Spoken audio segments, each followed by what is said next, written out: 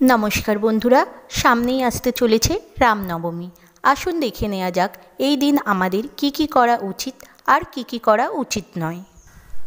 রাজা দশরথ ও রানী কৌশলার সন্তান হিসাবে এই দিন দেবতা রামচন্দ্রের জন্ম হয়, তাই এই দিনটি রামনবমী হিসাবে পালন করা হয়।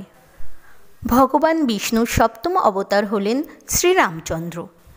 এখন জেনে নেব 2024 সালে রামনবমীর ব্রত কবে পালন করা হবে।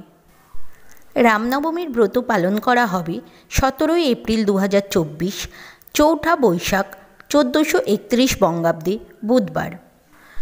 নবমী তিথি শুরু হচ্ছে 16 এপ্রিল 2024, তেসরা বৈশাখ 1431 বঙ্গাব্দে মঙ্গলবার বিকাল 4:28 পর থেকে।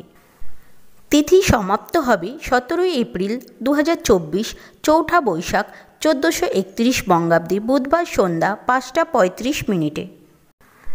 রামনবমী ব্রতের পারণ হবে 18 এপ্রিল 2024, 5ই বৈশাখ 1431 বঙ্গাব্দে বৃহস্পতিবার সকাল 9:28 মধ্যে। এবার জেনে নেব রামনবমীর দিন কি কি করা উচিত এবং কি কি করা একেবারেই উচিত নয়। কথিত আছে, রামনবমীর দিন অযোধ্যায় গিয়ে সরয়ূ নদীতে স্নান করলে অতীত বর্তমান জীবনের সমস্ত পাপ ধুয়ে যায়। তবে সবার পক্ষে এ কাজটি করা সম্ভব নয়, তাই কাছাকাছি কোনো নদীতে গিয়ে এদিন স্নান করার ফলে সমস্ত পাপ ধুয়ে যায় বলে জানা যায়। স্নান করার পর সূর্যদেবকে এদিন অবশ্যই অর্ঘ্য প্রদান করবেন, কারণ ভগবান শ্রীরামচন্দ্র সূর্যবংশীয় রাজা, তাই এদিন সূর্যদেবের পুজো করতে একদম ভুলবেন না।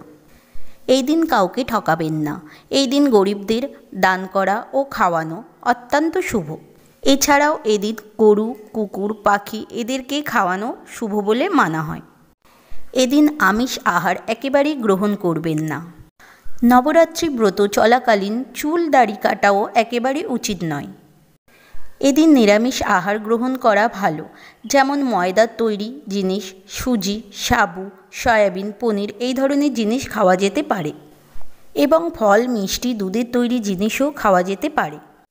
ভগবান শ্রীরামচন্দ্রের বিশেষ কৃপা পেতে আপনারা অবশ্যই রামনবমীর ব্রত পালন করুন। অবশ্যই রামনবমীর দিন উপোস করে হনুমান চল্লিশা পাঠ করবেন এবং তারপর দারিদ্র্যকে দান করলে বিশেষ ফল লাভ করা যায়।